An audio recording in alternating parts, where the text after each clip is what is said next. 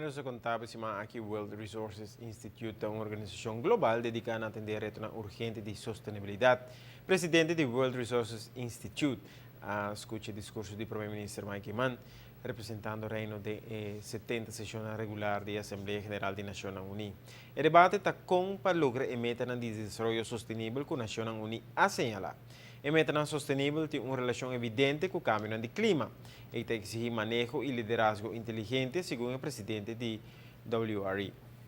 The SIDS obviously are the most affected of all countries on climate change, and so we do a lot of work on the issue of adaptation and resilience. We have a large team of 100 people working on climate change to fight to stop climate change, but of course we're not going to stop it fully. And so we have another large team working on the issue of resilience. And so we do a lot of mapping of sea level rise. We do a lot of analysis of flood risks and so on.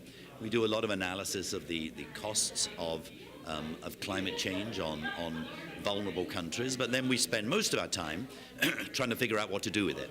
And so what would be a smart policy to make an economy more resilient? And it was great today to be with Prime Minister Mann, hearing him talk about the sort of leadership that is required, because we're going to need a lot of leadership. We don't have enough of it in the world right now. We have a wonderful platform. We've got the Sustainable Development Goals, which are goals for the whole of humanity. We've never had that ever in history before.